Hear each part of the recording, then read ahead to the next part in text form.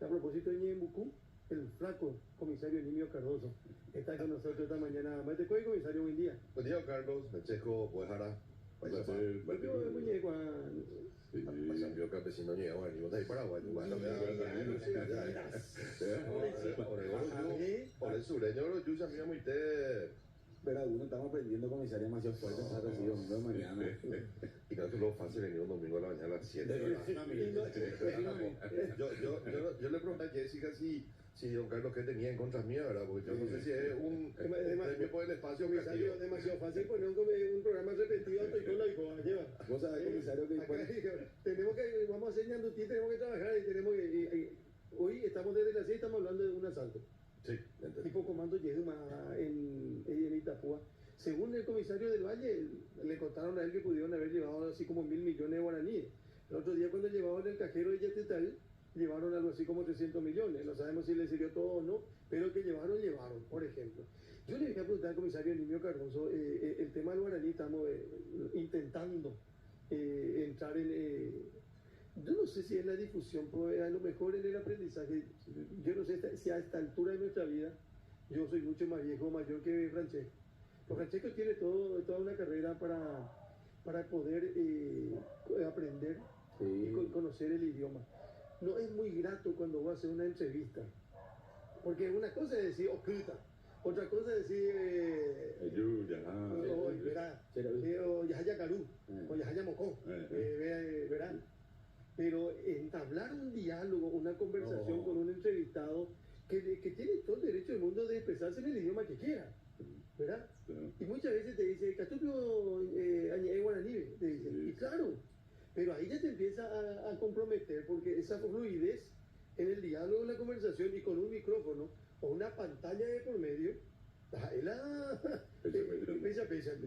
Ahí está la cuestión. Yo recuerdo, Carlos, que una vez estamos en Andutí hace años, en noche, a las 8 más o menos era, y íbamos a hablar con doña Tulio, Florencia Áñez, que habla un guaraní muy fuerte, muy cerrado. Y vos sabés que me sentí tan mal, porque por supuesto no puedo entrevistarla ahí. Después de esto con doña Tulio hablamos varias veces y intentaba con ella parar más o menos ahí de chulada, pero le pedí al operador que haga la nota. Hizo Cristian del Potro, de Malísimo Rock, hizo las notas, me ayudaba, y Cristian del Potro con el guaraní. Son cosas que, como bien mencionaba Carlos, en el ejercicio del periodismo vos te das cuenta que hace falta y es necesario. Y acá el comisario sabe, y dicho sea de paso, un placer verlo a él, sabe perfectamente en el ámbito de la actividad policial y en el contacto con la gente, bueno, está presente día a día el comisario. Eso es cierto porque, bueno, nosotros, Paraguay tiene una peculiaridad, te hablo desde el punto de vista policial. Nosotros recibimos mucha capacitación de tanto de Estados Unidos y de Colombia. Pero el problema es cuando vos tenés inteligencia, da la administración de la fuente humana, cómo tenés que administrar una fuente, cómo identificar sus motivaciones. Y el paraguayo es muy peculiar. Ahí entra mucho que ver el tema cultural, es impresionante.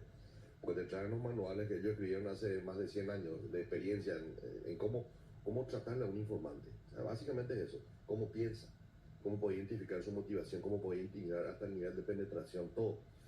Y es complicado. ¿Ayuda al guaraní, comisario? Es complicado, o sea, el guaraní es una barrera y es una ventaja también que tenemos nosotros. Son dos cosas. Es un lazo y al mismo tiempo es un impedimento. Sí. Pero se incorporó a la medicina. Cada vez se incorpora más a la medicina, se incorporó a la justicia. Las declaraciones en guaraní también. Y en la formación. Y en la policía también, ¿verdad? En las universidades. También, en todas las universidades. Hoy es un requisito obligatorio. Sí. Comisario, ¿el EPP terminó? No, sí, es con vida. ¿Y por qué? Si termina, ya tengo más trabajo, Carlos.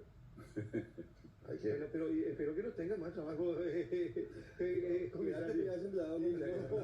Me encantaría que así el EPP se acabó y que el Nimio Cardoso sea utilizado en otra cosa, ¿verdad? Pero pregunto, el EPP sigue. ¿Por qué no actúa? Mira, Carlos. Por suerte. Sí, yo creo que el EPP, mientras no esté capturado hasta el último integrante de esta estructura terrorista o capturado, o el desenlace que se dé, como generalmente se da con los grupos terroristas, va a ser muy difícil terminar. Pero también tenemos que entender una cuestión, que el EPP no es solo esos 12 tipos armados allá. El EPP es toda una filosofía, es toda una estructura en donde no solo son ellos los que están armados en fusiles haciendo terrorismo, matando, secuestrando. Hay cosas mucho más por detrás. Si bien en estos casi 5 años que tomamos nosotros el direccionamiento de la unidad antisecuestro y estamos trabajando muy de cerca con el CODI y la FTC, podemos decir de que nunca se le dieron golpes tan fuertes y tan seguidos a esta estructura terrorista. Imagínate que son más de 11 abatidos, que eran gente que tenían años de trayectoria, que ni siquiera la gente ya decía, no, el EVP es una leyenda urbana, porque ocurrió un problema en Paraguay y aparecía el EVP, Claro. como la gran salvadora del gobierno de turno, ¿verdad? Siempre se decía eso. Sí. Siempre, y parecía verdad a propósito. O sea, El gobierno mete la pata y el PP golpea. sí, ese era el famoso. Incluso nosotros decíamos, ¿será que Osvaldo Villalba realmente existe o no existe? O sea, y mira, todo este trabajo articulado que nosotros estamos llevando muy de la mano con los compañeros de las fuerzas militares, hizo que hayamos tenido 11 abatidos, y entre ellos nada más y nada menos que el líder de esta estructura terrorista, Osvaldo Daniel Villalba Ayala. Osvaldo Daniel Villalba Ayala no solo significaba para nosotros el líder de esta estructura, sino la cara visible del clan Villalba Ayala, porque este grupo terrorista, y siempre el análisis que hacían con los colombianos y con los de Estados Unidos, donde decían, pero son 10 tipos, son 20 tipos, y no pueden terminar con ellos. El nivel de acceso y de penetración a este grupo era muy complicado, solamente porque es un clan familiar. Ellos dentro de la estructura comunicacional, dentro de todo este proceso que llevaban, ellos solamente buscaban tener una vinculación de sangre con lo que estaban, y con lo que eran integrantes del EVP. Por ejemplo, Osvaldo, para tener ese vínculo de sangre con Magda, tuvo 4 hijos. Liliana Villalba tiene 2 hijos con Manuel Cristaldo. Laura tenía hijos con otro combatiente que era uno de los que cayó abatido. O sea, se buscaba tenerlo jalado, como dicen los colombianos, desde el punto de vista de sangre. Entonces, o tenían hijos o eran parejas. Entonces, todo eso también es un análisis que uno va haciendo y diciendo, ¿cómo yo puedo llegar a penetrar esta estructura si no teníamos un canal para poder ingresar? Por eso lleva mucho tiempo, ¿verdad? Pero bueno, lo importante es que si bien el EVP, como te dije, don Carlos, lo vemos muy debilitado, creemos nosotros. El EVP existe, sigue existiendo, Sí, existe. Debilitado, pero sigue existiendo. Y el EVP, más que un grupo armado, es una filosofía.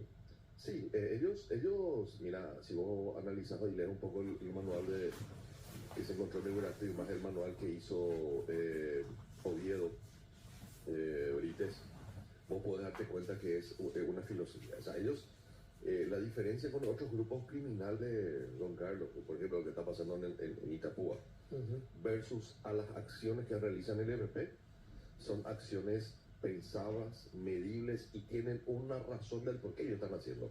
O sea, ellos están convencidos de que ellos son los que van a traer la segunda independencia al Paraguay por medio del uso de las armas. Eso lo dice, está escrito. Independencia. La independencia. Y ahí está la guerra de clases, la oligarquía contra la clase proletaria. O sea, es todo un... justamente en estos días hicimos una conferencia de prensa en donde, imagínate que Manuel Cristaldo y creo que era Liliana, los hermanos, ¿verdad? Osvaldo y Liliana, le están enviando mensaje a los chicos que están en Argentina, diciéndole que los niños tienen que entender que ellos tienen que, o sea, palabra más palabra, ustedes tienen que prepararse ahí porque van a venir acá. Porque el el brazo armado de la gente pobre. Y ustedes tienen que venir, nosotros vamos a... O sea, claramente... O sea, ya le meten acá que apenas crezcan un poco. Pero yo digo nomás, tenemos tiempo para charlarlo y aprovechando la gentileza de enguejar a David, el comisario Nimio Cardoso. El EPP existe, debilitado, pero existe. Es una filosofía, y la explicación que da el comisario con respecto al caracú, a la cuestión de familia, ¿verdad? Yo pregunto, a lo mejor ya pregunté y te pregunté alguna vez, ¿por qué Osvaldo Villalba cae cómo cayó? No quiero desmeritar a la fuerza que termina matándole a Osvaldo, pero algo, porque comisario, vos sabés mejor que nadie cómo esta gente se cuida y cómo trabaja. ¿Qué puedes contarnos hoy después de un buen tiempo de la muerte de Osvaldo Villalba? Y hay muchas cosas, don Carlos. Ahí se hizo un trabajo de inteligencia de muchísimo tiempo. Se hizo un trabajo de inteligencia de muchísimo tiempo. Y lo que más nos ayudó a nosotros fueron las operaciones donde encontramos los campamentos más grandes en la historia de la lucha contra este grupo armado.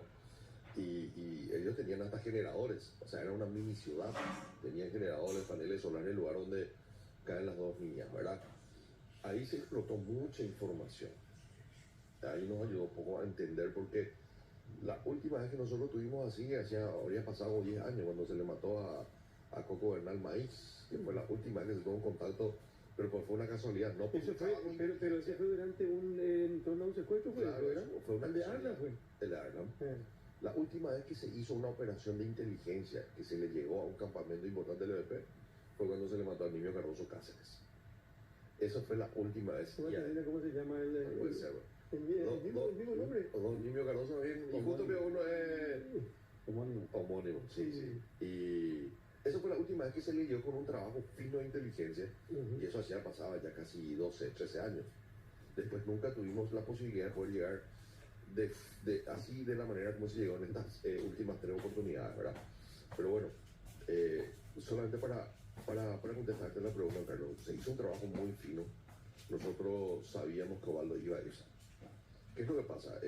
Hay unas cuestiones todavía que están en la parte judicial, no están todavía juzgados, por eso va a ser un poco complicado contestar, pero bueno, el escenario se presentó y nosotros sabíamos que él iba a estar ahí. Por unas cuestiones que ya se planificaron en forma anticipada. El más importante y más peligroso de la estructura, ¿verdad? Que estaba... Él lideró eso. Eso para nosotros, la verdad, que iba a ser una muerte masiva. Nosotros pensamos que Osvaldo, porque la intención, y hasta hace poco teníamos nosotros un testigo protegido con nosotros viviendo, y él nos comentó, porque él fue testigo de ese lugar. Él fue uno de los primeros capturados. Esta persona fue a traer el famoso Pojanonza, y en ese momento él es capturado por uno de los grupos que estaban ahí. A él lo capturan y le preguntan por 2 personas y le piden que no le vea. Se le llevó, tenemos toda la trazabilidad por donde se le llevó, pues tuvimos una entrevista con él.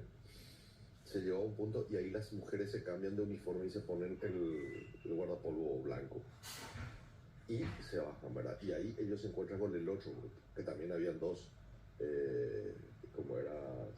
personas de orígenes con ellos. Y cuando ellos llegan, ellos llegan como unos enfermeros. Entonces, cuando los de la comunidad ven que llegan los nuestros, todo el mundo se va y se le acerca.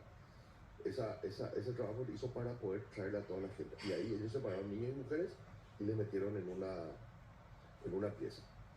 Nosotros encontramos bastante cantidad, no mucha cantidad, una cantidad importante de combustible. Según ese testigo dijo de que ellos pensaban prenderle fuego a la choza donde le encerraron. Con la gente adentro. Sí. Eso es lo que hay dicen. una cuestión que también a mí siempre me llamó la atención. ¿Cómo se forma lo que llamamos comúnmente EPP? Acá, gente de afuera, gente que de acá fue afuera a formarse. En algún momento, claro, estamos hablando de historia. Lo que me llamó también la atención es que nunca tuvo un crecimiento grande. La otra cuestión que me llamó la atención es por qué el norte. Yeah. Ese es un análisis que no está escrito porque siempre nos sentamos en la ronda de TR cuando tenemos tiempo libre en el norte. Decimos, mira, hay 2 departamentos que tienen una peculiaridad en Paraguay, que son Concepción y Ñeembucú.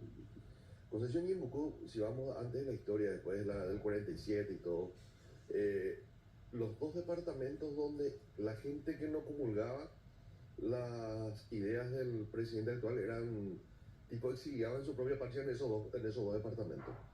Y tenemos que tener en cuenta que Concepción del 47 de la revolución hacia allá, eran personas que tienen una forma de pensar, lo tienen un poco diferente, pero son críticas en su mismo delineamiento. Y eso es una cuestión cultural. O sea, es una cuestión cultural. Se presentaron varias situaciones, por ejemplo, el hecho de que ellos piensen de la misma manera, porque realmente Concepción, ¿cuánto tiempo estuvo aislado? O sea, el discurso que la gente hacía era el discurso que prendía porque era la verdad. No tenían rutas asfaltadas. La única forma era, sí, la misma cosa en Ñeembucú. Solo que en Ñeembucú y Concepción son departamentos porque como Ñeembucú está más del lado argentino, siempre los niveles de violencia con la gente son menores. Pero ellos estaban ahí, en medio de la nada. Estaban con el Chaco y bueno, y aparte de toda esa historia que tiene Concepción, empezó, yo digo que se generaron 2 cosas, el hambre y las ganas de comer. Y ahí se presentan, en donde Carmen se le conoce a Oviedo Brites. Ellos desde un comienzo tenían esa forma de pensar. Ellos están convencidos. O sea, uno hoy habla con Carmen o habla con Alcides Oviedo Brites y es imposible tener un diálogo objetivo. Porque ellos están sumamente convencidos y tienen todos los argumentos para que él pueda defender esa forma de pensar. Entonces, cuando ellos nacen con esa idea, también ahí aparece ya, antes de los 2000, aparece un actor muy importante. Y esto que te estoy contando, Carlos, no es una cuestión de inteligencia, sino eso está judicializado a nivel de Interpol en la Operación Fénix. La Operación Fénix es la operación que hace Colombia, muy conocida porque se bombardeó a 2 kilómetros de territorio ecuatoriano, donde cae Raúl Reyes, el número 2 o 3 del secretariado.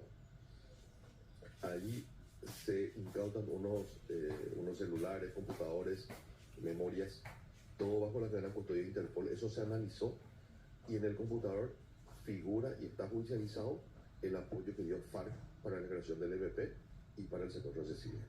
O sea, están los correos electrónicos, están cuánto se cobró. Entonces, también se tienen fotografías de Osvaldo y de Manuel yendo a Colombia a entrenar.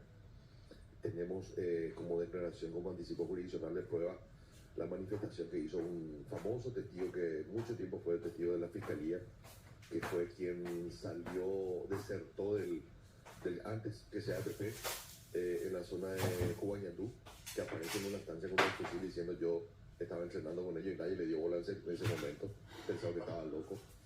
Y bueno, son todos esos elementos que él mismo manifiesta. Nosotros estuvimos en la zona de Cabo Azul, en un campamento, y tenía unos instructores que venían de Colombia y que ellos tenían el pasamontaña y no entrenaban. O sea, Comisario, quiero cerrarnos esa parte. Cuando muere Osvaldo Villaro, ¿por qué logran escaparse los que estaban con él? Porque el único que cayó es Osvaldo. sí, no, tres, Cierto. Pero todos hombres.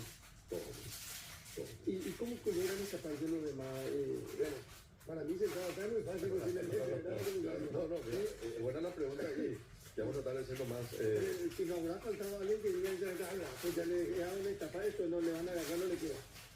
No, voy a tratar de no develar algunas cuestiones para no perjudicar y entorpecer la operación, porque las operaciones siguen. Nosotros hicimos un replanteamiento, Carlos, que aprendimos. O sea, no es que aprendimos, nos dijeron desde un comienzo, así tienen que hacer este tema. Y nosotros dijimos, no, nosotros vamos a adaptar a nuestra cultura, lo que estuvimos hablando hace rato, nuestra forma de trabajar. Y nos dimos cuenta que esa forma de trabajar estábamos un poco equivocada, digo desde el punto de vista táctico.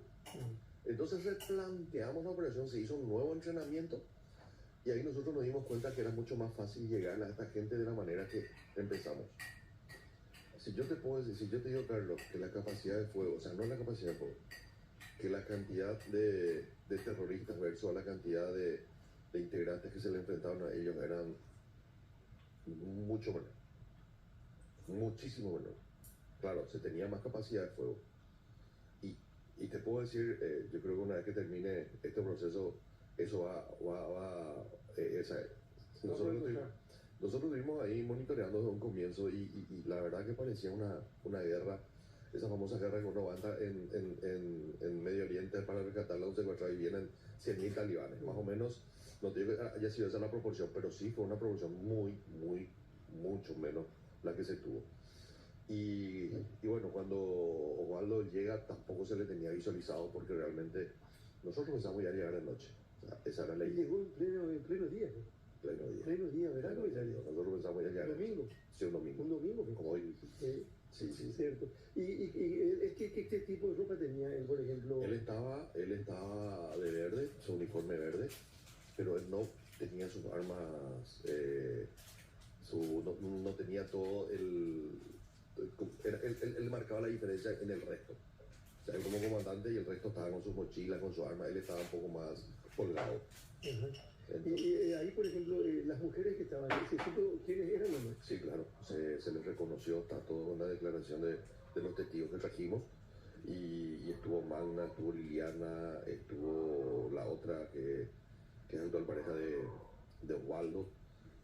son las que fueron reconocidas plenamente. Y Cristian Nogueira También estuvo también ahí. estuvo. O sea que estaban juntos. Todos bien. Lo que pasa es que en esa época el EPP eran casi 20, o sea, menos. Lo que pasa es que tenemos que entender también, y lo que dijo Mbojara, en la protección estratégica del EPP, cuando el EPP se crea y se comienza a hacer toda la planificación estratégica de cuál es el direccionamiento que va a tener y dónde se quieren posicionar ellos tenían que a los 10 años de la creación del EPP, ellos tenían que ser más de casi 1000 hombres en la mayoría de los departamentos del Paraguay, y que sí iban a ser ya una fuerza diferente, ¿verdad? Entonces, yendo a las palabras de Bojara, eso nunca llegó al EPP. El EPP nunca tuvo el crecimiento. El EPP lastimosamente arrea gente pobre o gente de las comunidades originarias nuestras, a quienes le mienten, le tienen ahí esclavizados, y la mayoría de esa gente va porque tiene que comer y tiene cosas que hacer, ¿verdad? Pero así también, ellos también son los primeros en salir. Nosotros tuvimos, el año antepasado capturamos a un hermano nuestro de comunidades originarias, estaba en Villeta, y él fue reconocido en los videos que nosotros teníamos de 2 ataques terroristas. Los ubicamos acá, los capturamos, teníamos... Él formaba parte de Sí.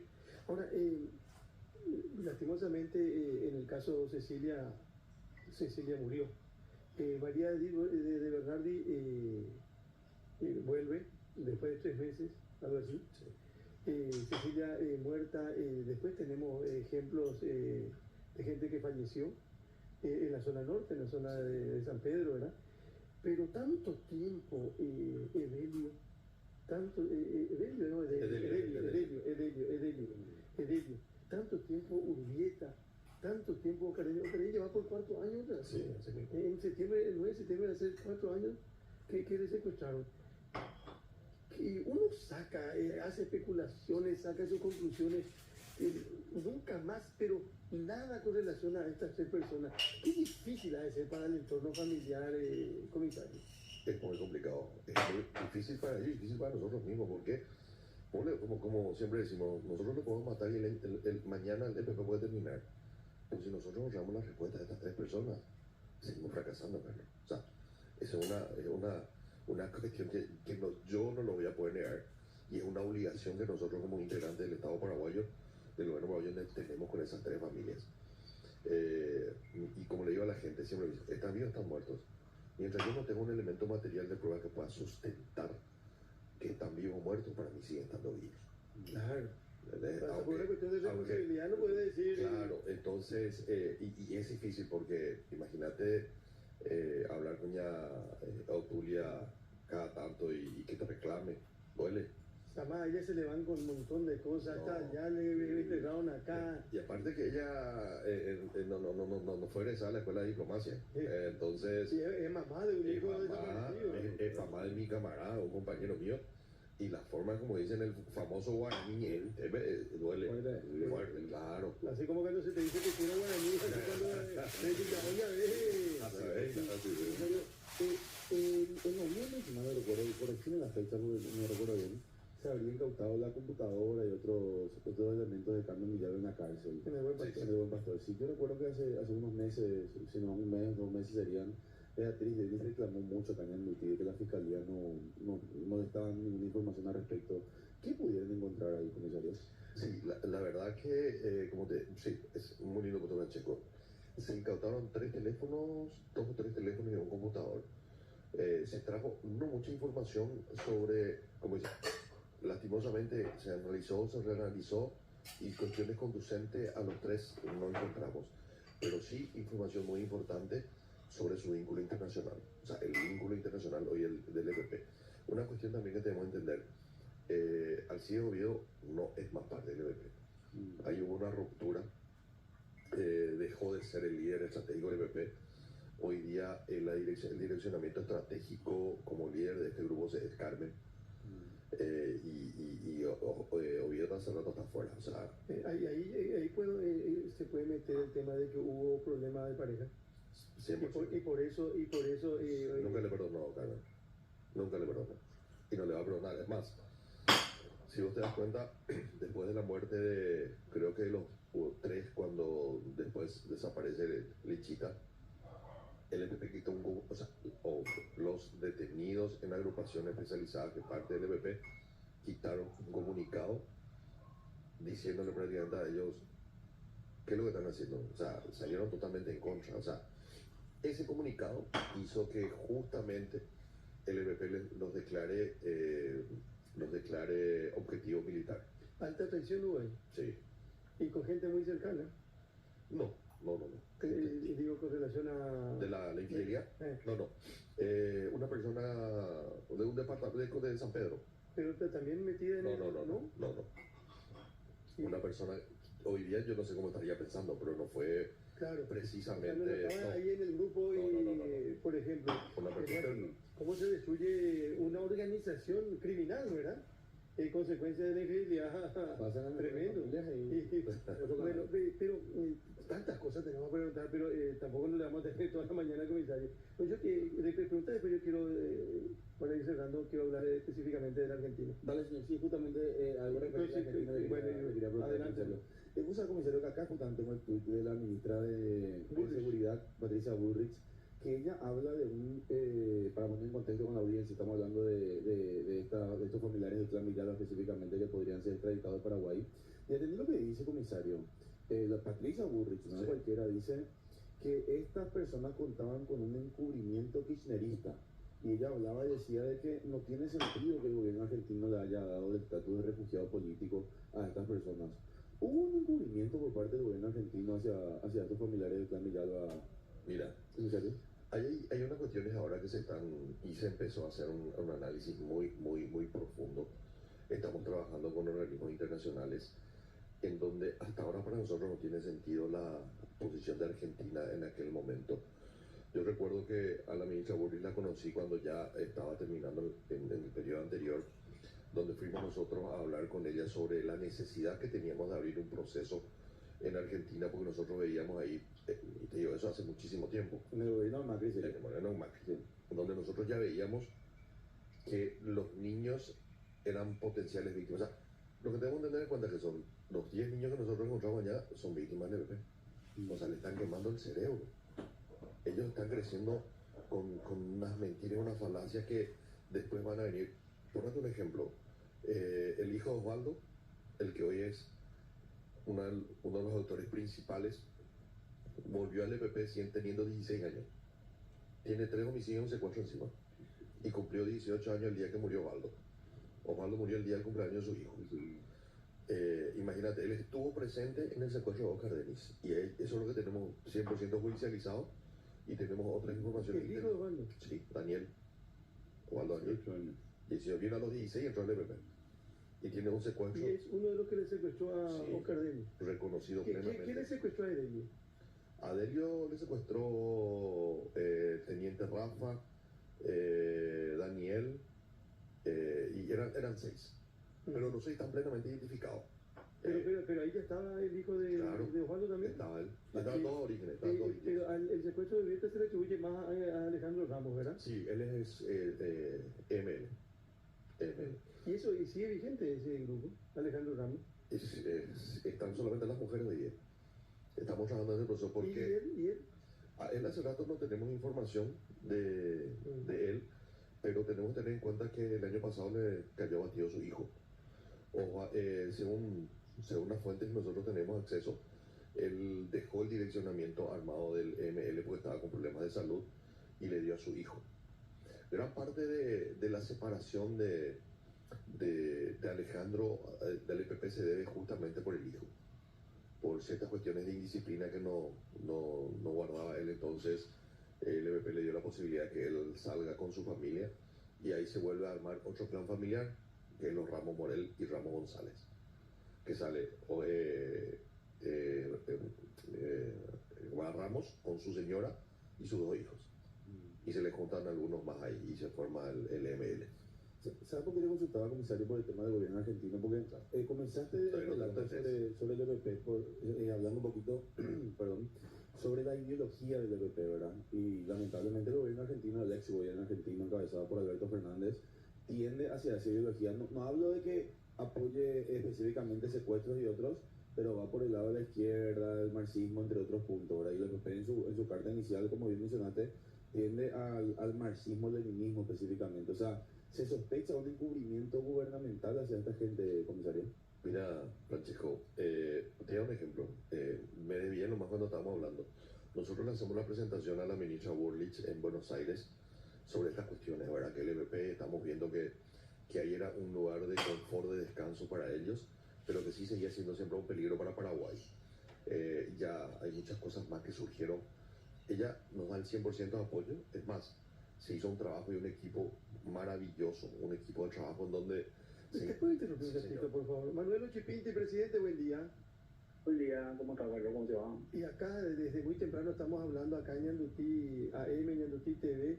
Nos decía el comisario del Valle que llevaron aparentemente una buena cantidad de dinero en el asalto en la sucursal de Natalio, presidente.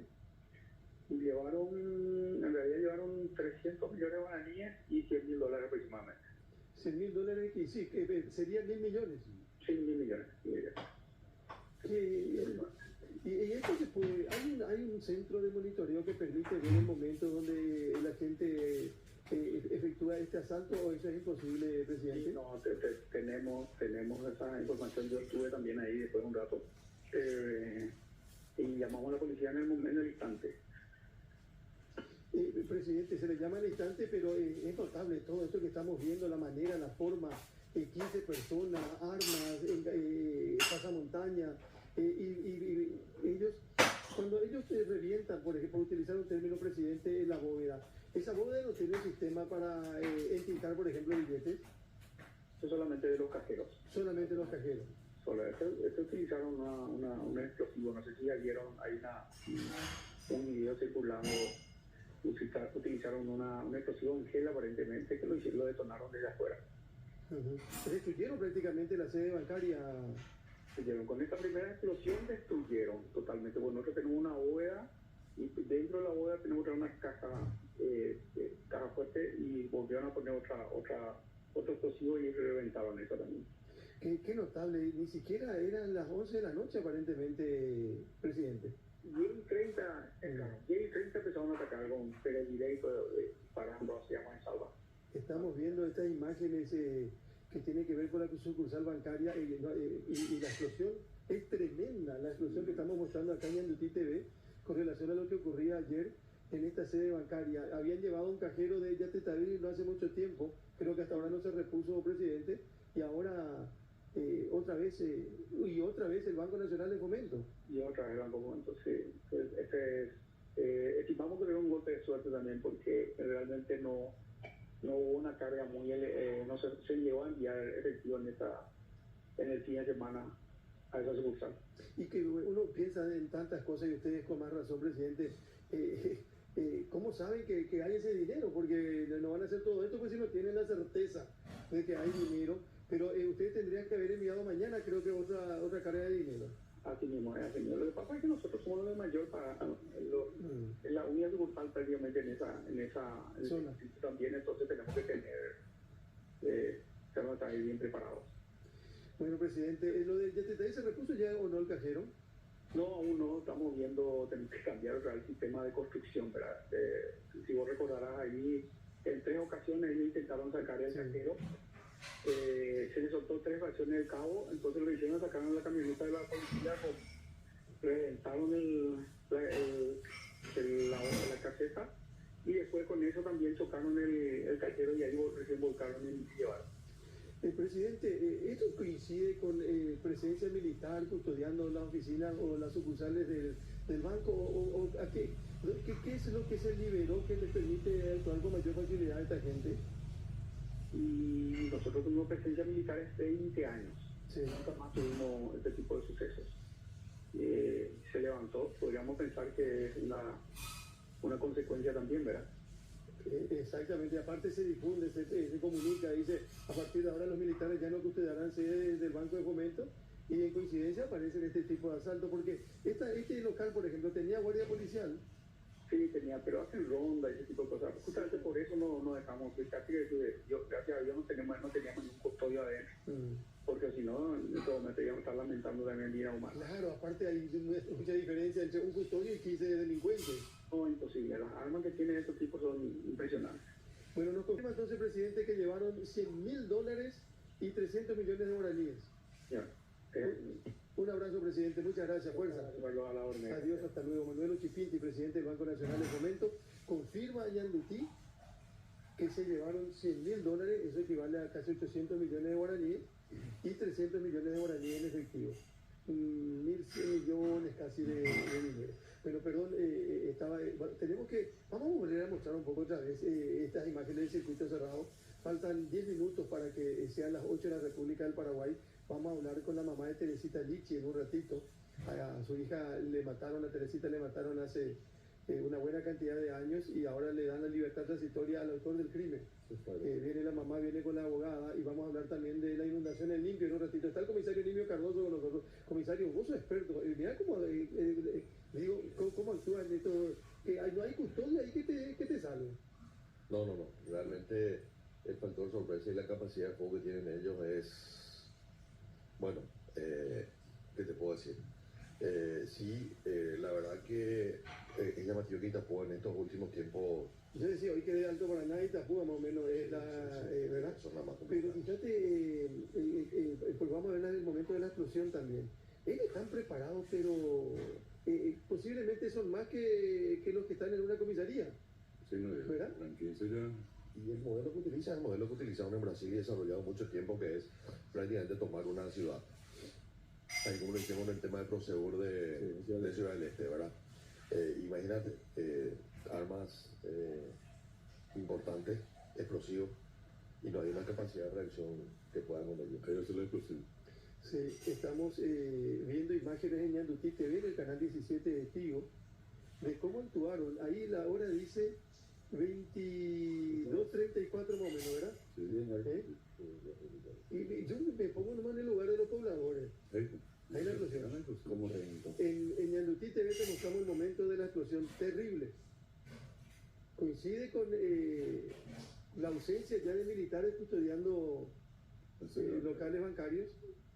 Decía 20 años y no tuvimos este tipo de problemas. Y puede que sea coincidencia o no, pero ¿cómo te enfrentas también con este grupo? Pero la frágil reacción también del Estado, Carlos, ¿verdad? Porque si vos te das cuenta que quitaste la protección militar, están sucediendo este tipo de cosas, no podés esperar que haya 7 golpes bancarios para darte cuenta, ¿verdad? Para tomar alguna reacción. Ojalá el presidente del BNF hable con el presidente de la República y que vuelvan los custodios militares. Y no sé tampoco hasta qué punto, porque como decía el presidente, si un custodio no te sirve para nada. Comisario, estaba hablando del tema Patricia Bullrich, porque esta gente, ustedes tenían intenciones de que vengan a Paraguay. Sí, nosotros realmente, y te digo, Carlos, te estaba comentando la última vez que nosotros le identificamos a ellos que vivían en Puerto Rico, Misiones, y socializamos esa información con el gobierno argentino, tuvimos muy buena respuesta en su momento. Cuando cambia de gobierno, no tuvimos ni una sola reciprocidad en cuestión de intercambio de información. O sea, mientras Patricia Bullrich era ministra del gobierno de 100%. Macri, se trabajó bien con ustedes. Súper bien. Llega el gobierno de Alberto Fernández y No. se corta la comunicación referente al tema del FP en Argentina. Ni un solo informe de migración nos pasado. Es más, después de la muerte de las niñas, en donde el propio canciller en aquella época del gobierno anterior quitan sus tweets y repudia y es como más o menos el vocero de todo esto. Nosotros tuvimos que rendirle cuenta de Cancillería al canciller argentino de que las cuestiones como ellos no eran así. Lo que nosotros tenemos bien claro hoy es lo siguiente, Carlos. Tenemos más de 10 niños, 11. Muchos de ellos nacieron en el campamento, ahí en el campamento guerrillero. De ahí ellos van a Argentina y son inscritas por sus tías. Ni siquiera son inscritas, o sea, el que figura en su DNI en Argentina no son sus padres biológicos. Entonces ellos tienen una identidad que no les corresponde, pero que ellas mismas, las criaturas mismas saben que es así. Y en una declaración dice una de las niñas, gracias por darme la mamá que me dieron. O sea, sabiendo que la mamá que le dieron en Argentina no es su madre biológica. Se solicitaron, yo recuerdo después de que hayan caído las niñas abatidas, ¿verdad? Se se solicitó por cooperación internacional a juzgados federales la extracción de ADN de Miriam Ayala, Villalba Ayala, porque ella decía que ella era una de las madres y nosotros sabíamos que no eran unas madres. El juzgado hace, pero cuando se tenía que operativizar, se nos contesta, como decía el fiscal Manuel Oldán, en estos, no sé, creo que está como 10, 12 años como fiscal internacional, decía, nunca ni un gobierno de África Occidental me contestó de la manera en donde se solicitaba solamente informaciones básicas de quienes inscribieron y cuáles son los documentos respaldatorios para haberle otorgado ese DNI a las niñas, a todas esas criaturas. Y se contestaba de una manera diciendo que podría generar un problema, como le decía, no recuerdo las palabras técnicas, pero bueno, que generaría un problema de soberanía.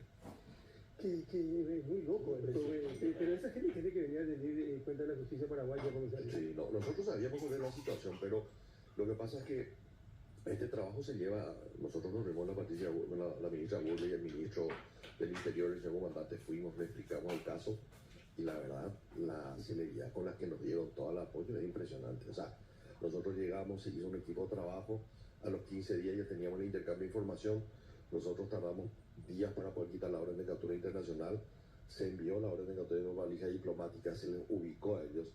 Miriam está viviendo en un barrio que el gobierno anterior hizo como un barrio de cuestiones sociales, una casa social, donde tiene casa. Beneficiada con... Ni un argentino posiblemente no tenga ese beneficio que tiene una persona involucrada con un grupo terrorista criminal en nuestro país. Y una casa, te puedo asegurar que mejor la que tenía en concesión, categóricamente, seguro. Categóricamente. Y tienen apoyos sociales. Y también tenemos identificados grupos sociales, grupos sociales que son los que le están dando ese espacio. Hace poco escuché en una radio argentina la declaración de una abogada, Laura Tafetani, en donde ella declara cuestiones sin sentido y sin argumento jurídico. Pero ¿qué es lo que pasa? Ahí es lo que está mostrando la afinidad por el nivel de la cuestión filosófica, de la filosofía que ellos manejan. Y comisario, nosotros podemos informar a Ñandutí que Alcido Oviedo ya no forma parte del EPP. Sí. Categóricamente. Así mismo. ¿Quién lidera el EPP hoy? Carmen Villalba. Carmen Villalba, desde la cárcel. Ella hace el direccionamiento estratégico. Ajá. De ¿Cómo toda Alcido Oviedo de la trabajo que cárcel hace, también, claro. verdad? Era el que bajaba las líneas, cómo se tenía que hacer y Pero, cuál era. y en el terreno, ¿quién es el líder del EPP? Y ahora está Manuel Cristaldo. Manuel Cristaldo Sí, Mier. y Liliana Villalba, ¿verdad? Ahí hay una disputa porque la familia Villalba nunca va a entregar el bastón del poder, porque siempre fue Osvaldo, siempre Carmen. Ahora aparece Manuel Cristaldo por los años de trayectoria dentro de la estructura terrorista, pero tenemos que tener en cuenta que la que le hace contrapeso es Liliana Villalba Ayala, hermana de Carmen, que está hace bastante tiempo y está en pareja con Manuel Cristaldo.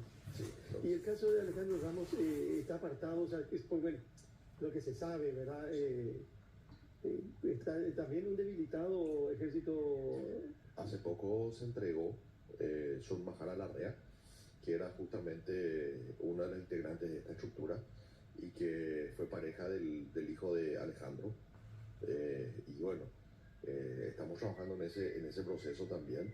Tenemos buena información sobre el EML. Pero ella se entregó, pues yo había leído que había ido a gestionar un documento, algo por el estilo, y ahí se... Y bueno, y ahí, Bueno, yo creo que ella no se entregó diciendo yo no me entregué, pero ella sabía todos sus procesos penales que tenían. Ella sabía que nosotros sabíamos. Y que cuando se iba, le iban a agarrar. Totalmente. Le iban a agarrar. Totalmente. Estuviste, o sea, y decís que mientras no se tenga algún elemento, podemos seguir soñando que Delio está vivo, que Urbieta está vivo y que Ocardelli está vivo. Así mismo.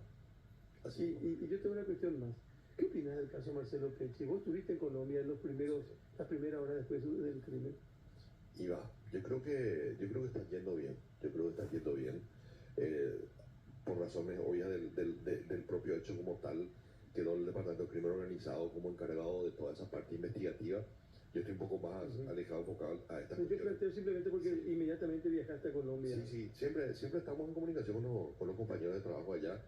Y va bien, o sea, pero ¿vos crees, tu intuición policial te dice que se va a saber? Se va a saber. ¿Sí o sí? Sí o sí se va a saber. No, de eso no tengo una duda. ¿Se va a saber quién ordenó la muerte de Marcelo Pecci? Yo creo que sí. No tengo duda por...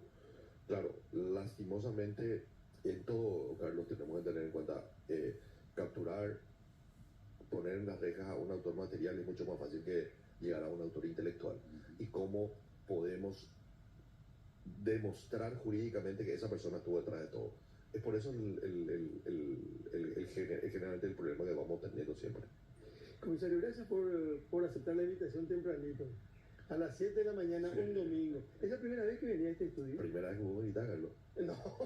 No, en el programa, digo. O sea, compartimos en otro lugar. Claro, ¿verdad? estuvimos en el 15, en varios lugares también. Bueno, nos conocemos hace mucho tiempo, pero yo preguntaba por el edificio, es Sí, la sí, primera sí. vez que vengo. Es más, ¿Y tú ahí? no, y por el día tú. Alguien más me pasó una dirección equivocada y me fui al otro, ¿verdad? No fuiste el único, no fuiste Ah. el único. Pero lo peor es que sea a las 7, las 6:30 de la mañana y que te vaya otra vez No, mal. lo que pasa es que y después te iba a reenviar el mensaje. Usted ya la IRI 38 y yo hasta el 6 llegué. Entonces, el 38, ¿dónde queda ahí? No, el 78 ya el Chaco más o menos no llegaba. cerca de la gerencia más o menos. Me desesperé, pero no, gracias por el No, espacio. por favor, gracias por compartir con nosotros algunos datos y detalles en esta lucha que creo que compromete a muchísimos sectores. Hay necesidad de vivir mejor. A gobierno, Carlos, como Claro, por eso, a todos. Comisario, gusto siempre. Gracias por el Muy espacio. amable. Nimio Cardoso, aquí en la gran cabina, hoy en Ñandutí. Quiero ir a imágenes, por favor, de lo que ocurría anoche en Natalio, en el departamento de Itapúa. Un grupo de aproximadamente 15 delincuentes llegaban a esta localidad conocida como la capital nacional de la soja, en esa parte del departamento de Itapúa. Eran 10:30 de la noche más o menos, 2 vehículos, 15 personas, ellos...